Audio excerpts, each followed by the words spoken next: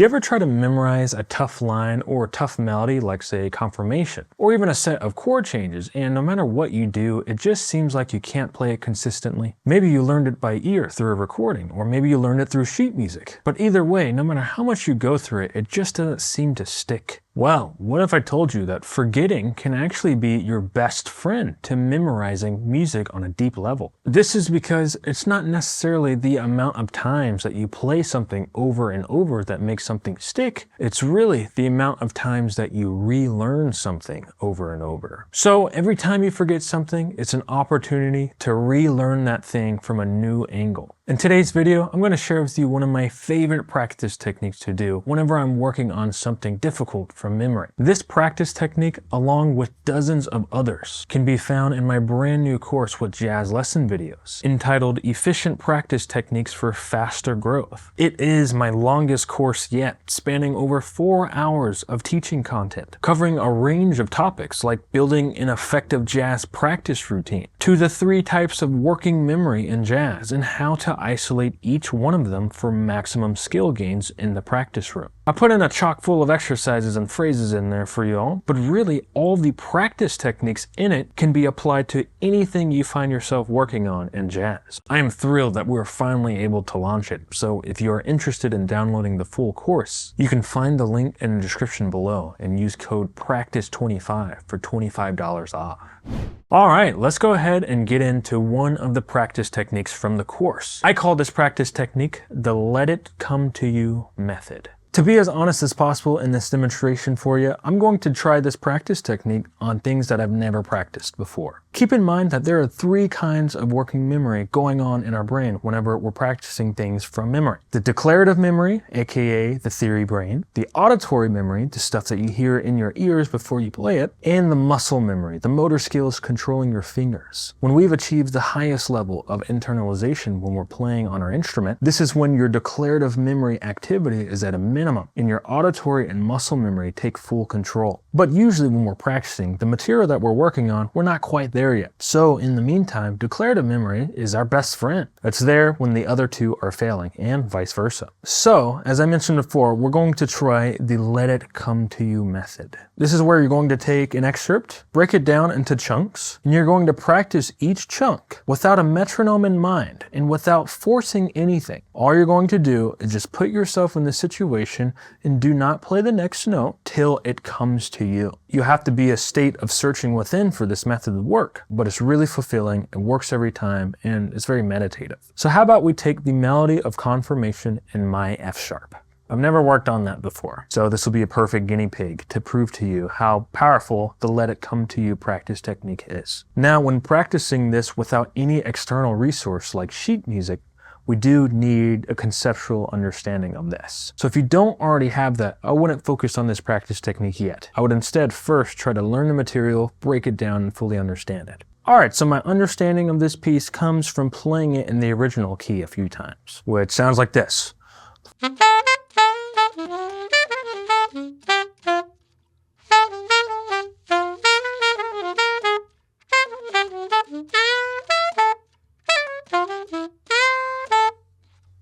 Alright, so we're going to try to learn that in F sharp. I have absolutely no oral conception of what the first note is. I have to hear something. And what do I even press to hear the right note? I certainly have no muscle memory because I've never played it. So what's the remaining memory that's going to save me here? It's the declarative memory. So I know in the original key, I play 5, 3, 5. So I know the 5 of F sharp is my C sharp. And I know the 3rd is an A sharp.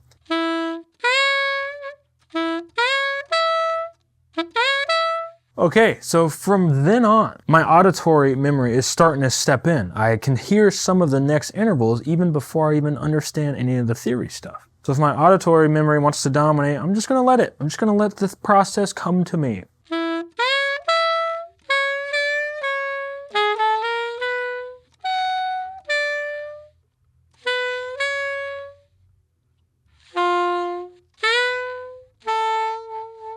As you could hear, usually it's not when I hear the first note where I start to be able to hear stuff. It's actually when I hear the first interval. So when I hear the first 2 notes, maybe the same is true for you. Awesome. So I'm just going to isolate that chunk before I focus on the rest. Let's try it again.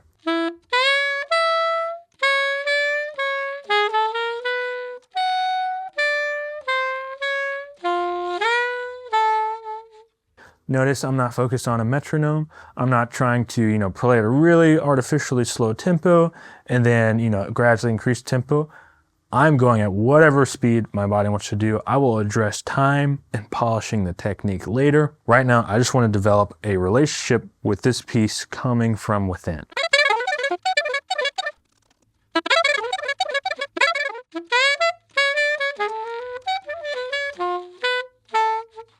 Cool. So I'm feeling pretty solid with that. I'm able to play that chunk without my theory brain having to work at all. That was all my muscle memory tapping in and my auditory memory really leading the way. Let's move on to the next chunk. Okay, for whatever reason, I can't hear the next interval in my head. It's just not there. So what do we do in this situation? We got to tap in to any of the other forms of memories that might help us. Sure, we can look back at the sheet and be like, what is the next note? But if you have it in your head, you will get to that process of being able to play this from memory faster in the long run. So I'm just going to reference the original key.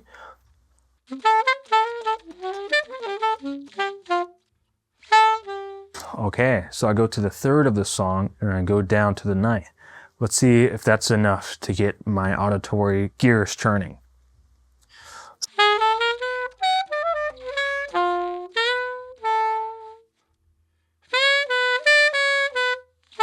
Ah. Okay, for some reason my auditory memory has failed me. I'm going to borrow from the declarative memory again. Let's see.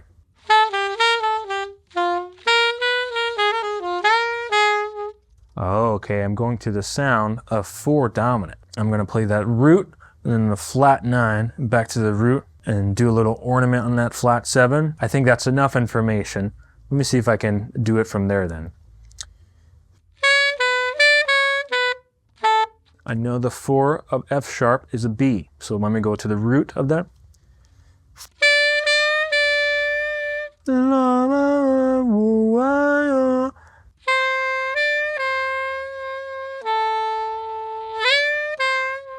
So I'm just gonna focus on that chunk now for a bit and just focus on this whole, giving my space to run this simulation almost and just keep going through it till it all comes fluently with very little thought from my theory brain.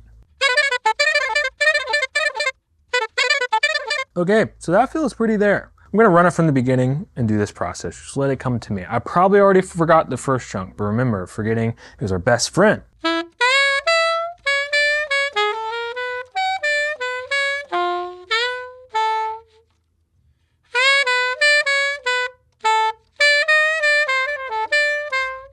Wow, I'm a little surprised that really came. I was able to just do it at a consistent tempo. It was a slow tempo, but it was consistent. Usually it doesn't reach that level of fluency if that fast, but you never know how much your working memory connects this with stuff that's already established in your brain. Anyway, I'm just gonna keep going through this process. So here's the next chunk.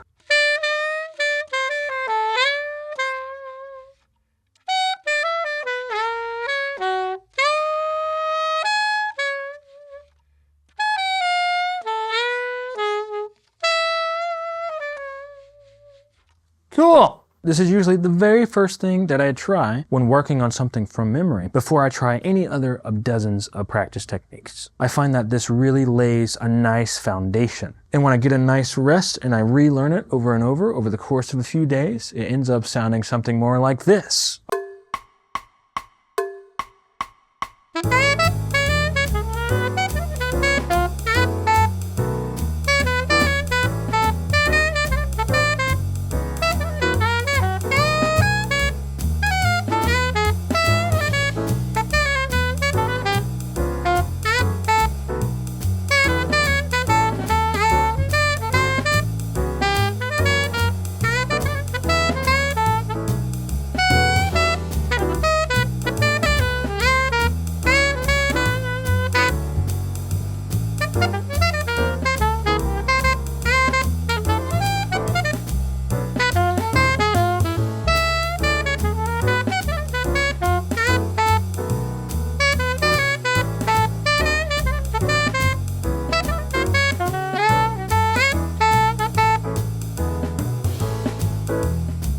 Alright everyone, well that concludes today's video. Again, if you'd like several more practice techniques that you can do during the beginning stages of internalizing something brand new, or the middle stages, or the very, very late stages, as well as how to build an effective jazz routine and integrate new concepts into your actual improvisation, you can download my full practice techniques course in the description below and use code PRACTICE25 for $25 off. Alright everyone, I'll see you all next time.